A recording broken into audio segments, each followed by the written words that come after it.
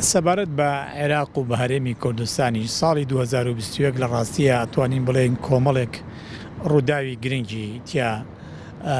ڕوویدا کە دیارترینیان بە نسبەت گەلانی عێراقەوە بە گشتی بریتی بوو لە هەڵبژاردننی گشتی لە ئەم وڵاتە، چونکە هەمومان ئاگادارین کە ساڵی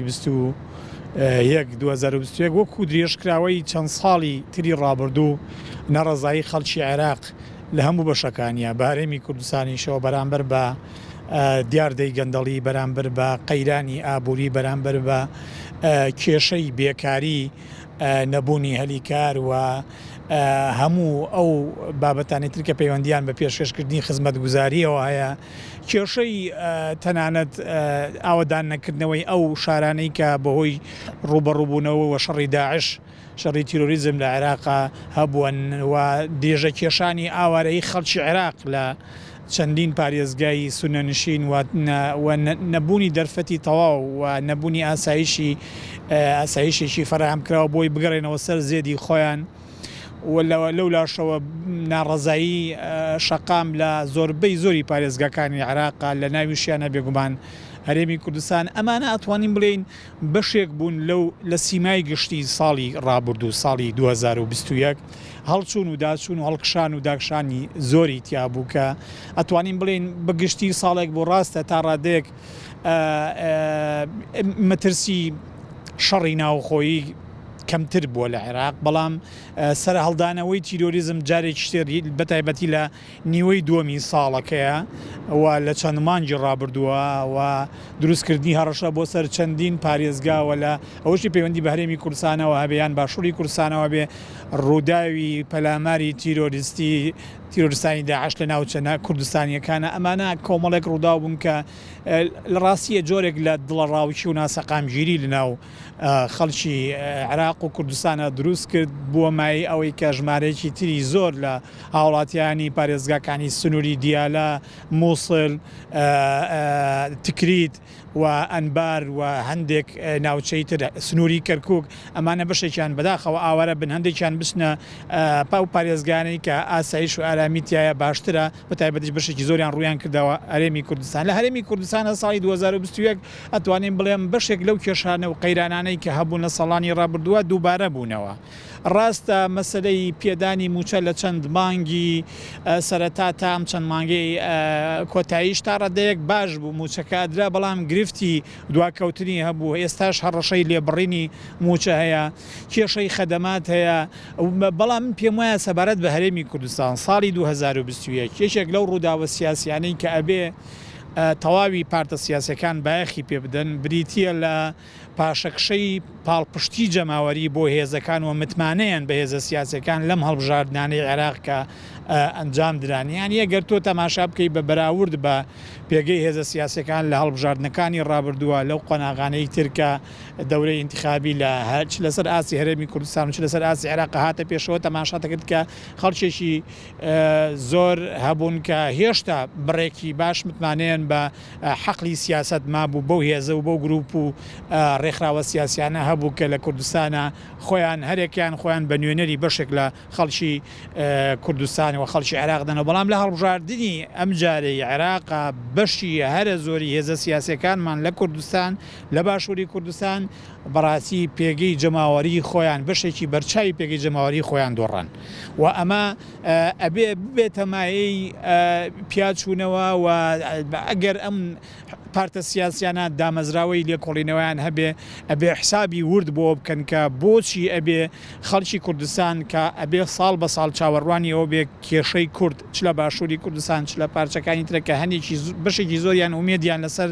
دۆخی باشووری کوردستان هەڵچینەوە کە پێشکەوتن بەخۆوە بینێ، بەڵام بەم شێوەیە پاشەکشەی متمانەی خەڵک بەدی ئەکرێت کە لە هەڵبژاردنەکانە ڕەنگەداتەوە. ئەمە بابەتێکە بابەتێکی زۆر هەستیارە. من پێم وایە یەکێک لەو ڕووداوانەی کە ئەبێ لە ساڵی 2022 و هێزە سیاسیانە هەوڵ بدەن بەتایبەتی و هێزانەی کە فەرمانڕەوان لە کوردستانە هەوڵ بدەن قەرەبووی بکەنەوە، قەرەبووکردنەوەکەش تەنها بەوە بێ کە توانای گێڕانەوەی متمانەیان هەبێ بۆ خەڵک چکە پەیوەندی ئەوەی کە لە حەقلی زانستی سیاسەتا پەیوەندی دەوڵەت کۆمەلگا پەیوەندی دەوڵەت کۆمەلگا لە عێراق بەگشتی و لە هەرێمی کوردستانیشە بەڕاستی تووشی ئاڵۆزێکی گەورە بووە تووشی پاشەکشەیەکی بەرچاو بووە کە پێویستەکە لە ساڵی نوێیە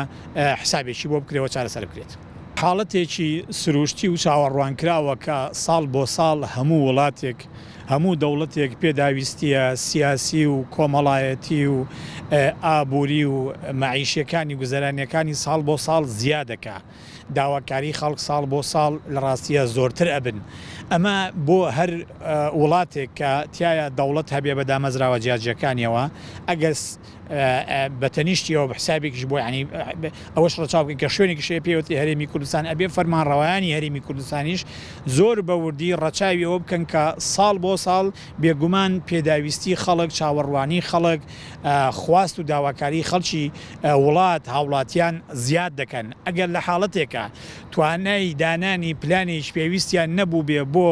هەموو ئەو کێشە و ئەو قەیرارانەی کە لە ساڵی 2021 سەریان هەڵداوە و بوو نامایی ناڕەزایی گەورە لە شەقامی کچی کوردستان چ عێراق ئەوە بە دڵنیایەوە لە ساڵی نوێیە کە ساڵی 2022 بۆی هەیە کەڵەکە ببن و زیاد ببن و قەبارەی مەترسیەکانی کە یەکێک لە مەترسیەکانی ئەوەیە کە ڕەنگە دۆخ لە ئەلومەرجێکە ئەگەر توانای ئیسیجابە نێبێ بۆ داواکاری خەڵک و بۆ ناڕەزایی خەڵک بۆیە هەیە دۆخەکە بتەقێتەوە لەم حاڵەتەیە بە دڵنیاییەوە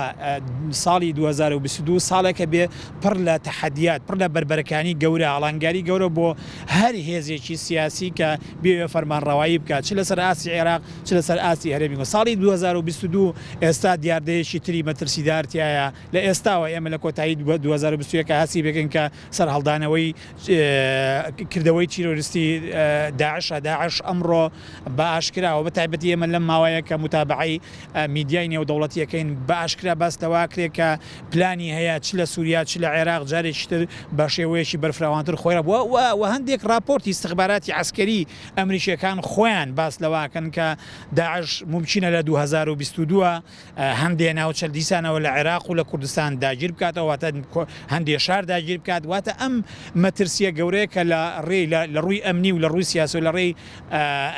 بەرپرسان و کاربەدەسانی هەم عێراق و هەم کوردستانە ئەبێ بە وردی حسابی بۆ بکرێت لە ڕووی ئابووریەوە ئابووری عێراق ئابووریەکی داتەپیوە بەداخەوە ئابووری ڕێعی ئەو ئابووری کە تەنها پشت بە فرۆشتنی نەوت و دابشکردنی خێر و سامانی وڵاتەکە لە ڕێگەی و داهاتەی کە لە ڕێگەی فرۆشتی نەوتەوە بەدەستدێت ئابووریەکی وەها بە سروشتی حاڵ بە ئابووریەکی مەترسیدار لە قەڵەمەدرێت چونکە داهاتی فرۆشتنی نەوت لە هەموو دنیاە یعنی ئەمە پێوەرێکی نێودەوڵەتیە کە بەستراوەتەوە بە بازاڕەوە بازاری جیهانی بۆی هەیە چۆن لە قۆناغێکی دیاریکراوە لە عێراق و لەسەر سەرتاسەری جیانە نەوت بەرمیلی بڕی فرۆشتنی بەرمیلێکی دابەزی بۆ $20 بە هەمان شێوە ممکنە ئەمە جارێکیکە سەر هەڵبداتەوە چکە ئەمە پەیوەندی بە بازاری جیانی و خواست لەسەر سامانی سروشتی وەنەوتەوەیە من پێم وایە پێویستە لە ڕووی ئابووریەوە بایەخێکی زۆر بە کەرتی بازرگانی و کەرتی کشت و کاڵ و کەرتی پیشەسازی بدرێ چکە ئەم کەرتانەوە کەرتی گەشتیاری بدرێت چکە ئەم کەرتانە کەرتی یارمەتی دەرم بۆ بژاردنەوەی ئابووری هەر وڵاتێک هەندێک وڵاتەن لەم دەوروبەرەی خۆمان لە ڕاستیە وەکو وڵاتێکی وەکو ئەردەن وەکو لوبنان وەکو وڵاتێکی وەکو وڵاتە کەنداویەکان ڕاستە نەوتیان هەیە بەڵام تەماشاکە گرێوێکی جار گەورەیان لەسەر کەرتی گەشتیاریە لەسەر کەرتی پیشەسازیە لەسەر کەرتی تەکنەلۆژیە پێویستەکە ئەم ئابووریە فشۆڵەی عێراق و هەرێمی کوردستان کە تەنها چاوی لە دەستی فرۆشتنی نەوت و ئەو داهاتەیە کە لێوەی بەدەستێنێ ئەبێ ئەم گرەوکردنە لەسەر ئەم فۆرمە لە ئابووری وڵات کۆتایی پێبێ لە ڕووی کۆمەڵایەتیەوە بەداخەوە دنیایەک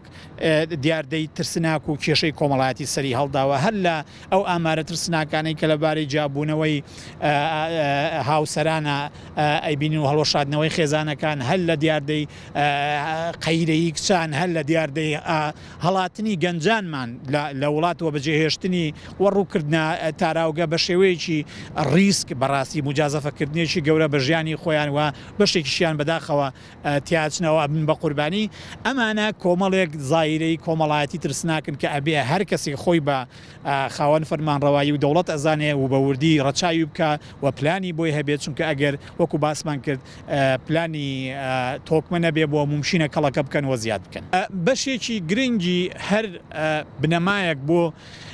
تەقدیرکردنی ئەو قۆناغی کە دادێ لە ساڵی نوێیە و پێشبینیکردن بۆی ئەوە سێتە سەر ئەوەی کە ئەو جوڵە سیاسی و ئیداری و دەوڵەتیە لە وڵاتە لەو جوگرافی سیاسی کە هەیە چۆنەوە بەشو ئەگا بۆ ئەوەی توانای تێپەڕاندنی قۆناغی ڕابردووە ساڵی ڕابردووی هەبێ واتە بەشێکی بنەمای پێشبینیکردن بەندە بە دەوڵەتەوە و بەندە بە ئەو هەلومەرجە سیاسی و ئابووری کۆمەڵایەتی کە لە ئارایە و ڕەچاوکردنی ئەوەی کە لە قۆناغی ڕابردووە هەبووە لە ڕاستیە پێشبینی بە سروشی حاڵ پێشبینیش تەقلیدی بۆ دۆخی عێراق و کوردستان ئەوەیە کە ئابووری عێراق ناتوانێت بەو زوانە